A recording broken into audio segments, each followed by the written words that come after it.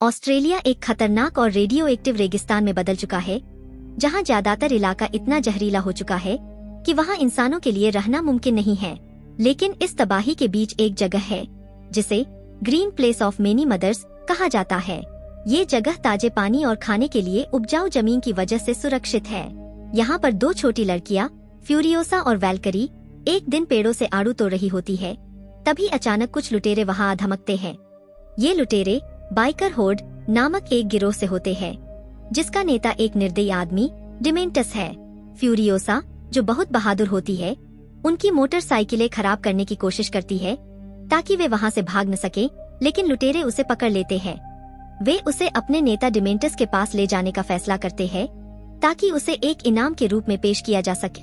जब फ्यूरियोसा की माँ मैरी को पता चलता है कि उसकी बेटी को अगवा कर लिया गया है, तो वह तुरंत लुटेरों का पीछा करती है। मैरी बहुत मजबूत और साहसी होती है और वह सभी लुटेरों को मार देती है, सिवाय एक के। वो आखिरी लुटेरा किसी तरह फ्यूरियोसा को डिमेंटस तक पहुंचा देता है, लेकिन फ्यूरियोसा उसे गंभीर रूप से घायल कर देती है ताकि वह ग्रीन प्लेस की जानकारी न दे सके। मैरी चुपके से कैंप में घुसती है ताकि फ्यूरियोसा को बचा सके, लेकिन डिमेंटस उन्हें पकड़ लेता है। अपनी बेटी को बचाने के लिए मैरी फ्यूरियोसा को एक आड़ू की गुठली याद के तौर पर देती है और उसे वहाँ से भागने के लिए कहती है, लेकिन फ्यूरियोसा अपनी माँ को पीछे छोड़कर भागने से इनकार कर देती है। दुख की बात है कि डिमेंटस फ्यूरियोसा को उसकी माँ को सूली पर चढ़ते हुए देखने के लिए मजबूर कर देता है।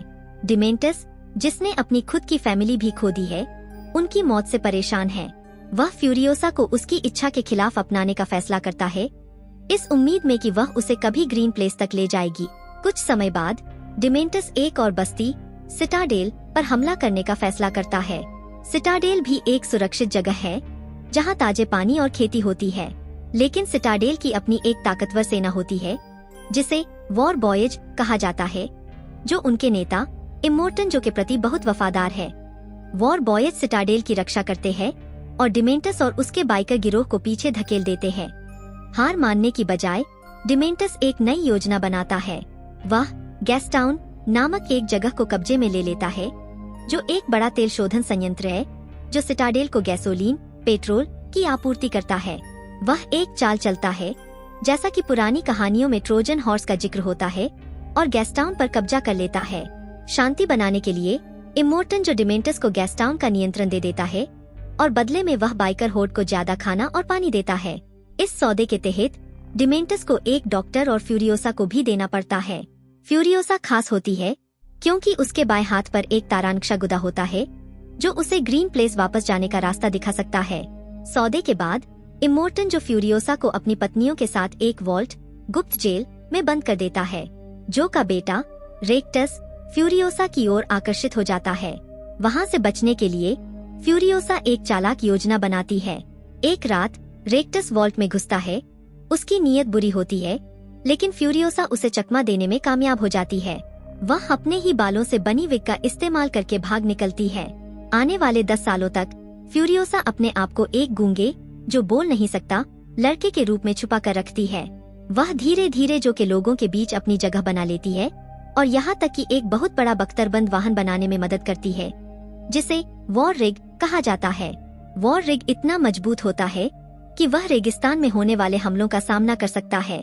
फ्यूरियोसा का गुप्त प्लान होता है कि जब इमोर्टन जो अपने सबसे अच्छे ड्राइवर प्रेटोरियन जैक को आपूर्ति मिशन पर भेजेगा, तो वह वॉर रिग में छुपकर भाग निकलेगी।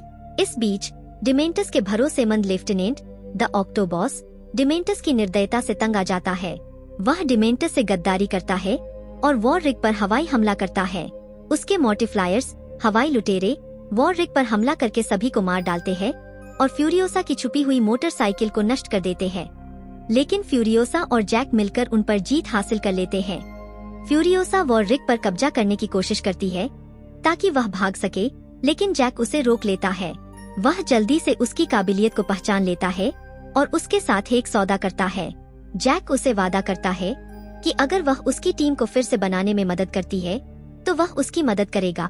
फ्यूरियोसा मान जाती है और जैक की सेकंड इन कमांड बन जाती है। धीरे धीरे वे अच्छे दोस्त बन जाते हैं और मिलकर अपनी भागने की योजना बनाते हैं। उनका बड़ा मौका तब आता है जब इमोर्टन जो गैसटाउन पर हमला करने का फैसला करता है क्योंकि डिमेंटस ने अपनी बुरी लीडरशिप के चलते गैस्टाउन को लगभग बर्बाद कर दिया है। इमोर्टन जो फ्यूरियोसा और जैक को बुलेट फार्म नामक एक और जगह से हथियार और गोला बारूद लाने के लिए भेजता है। जब वे बुलेट फार्म पहुंचते हैं तो डिमेंटस अचानक उन पर हमला करता है। फ्यूरियोसा और जैक किसी तरह से बच जाते हैं, लेकिन फ्यूरियोसा का बायां हाथ बुरी तरह से घायल हो जाता है। डिमेंटस, जो अब और भी गुस्से में है, फिर से उनका पीछा करता है और जैक को मौत के घाट उतार देता है। फ्यूरियोसा, जो अब घायल और दुखी होती है, किसी तरह से अपनी जान बचाने के लिए अपने ही हाथ को काट देती है। उसे पता होता है कि यही उसकी एकमात्र उम्मीद है, लेकिन इस प्रक्रिया में वह अपने हाथ पर बना तारानक्शा भी खो देती है, जो उसकी ग्रीन प्लेस वापस जाने की उम्मीद थी। जब वह रेगिस्तान में संघर्ष कर रही होती है, एक रहस्यमयी आदमी दूर से उसे देख रहा होता है। जब फ्यूरियोसा आखिरकार सिटाडेल वापस पहुंचती है, तो वह इमोर्टन, जो के एक प्रमुख सहायक द पीपल ईटर के साथ मिलकर एक योजना बनाती है। वे डिमेंटस को एक जाल में फंसा देते हैं और 40 दिनों की भयंकर लड़ाई के बाद वॉर बॉयज बाइकर होर्ड को कुचल देते हैं और उन्हें खत्म कर देते हैं। फ्यूरियोसा अब अपने घर ग्रीन प्लेस को खोजने का मौका खो चुकी है, इसलिए वह फिर से अपना सिर मुंडवा लेती है और अपने खोए हुए हाथ की जगह एक मैकेनिकल मशीन से बना हाथ लेती है।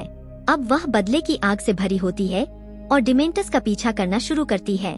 कई दिनों के लंबे और थकान भरे पीछा करने के बाद फ्यूरियोसा आखिरकार डिमेंटस को रेगिस्तान में पकड़ लेती है। वह उसे सिटाडेल वापस ले जाती है, लेकिन उसे जल्दी मारने के बजाय वह उसे जिंदा ही खाद के रूप में इस्तेमाल करती है, ताकि उसकी माँ के दिए हुए बीज से एक आड़ू का पेड़ उगाया जा सके। यह उसकी माँ की याद को सम्मान देने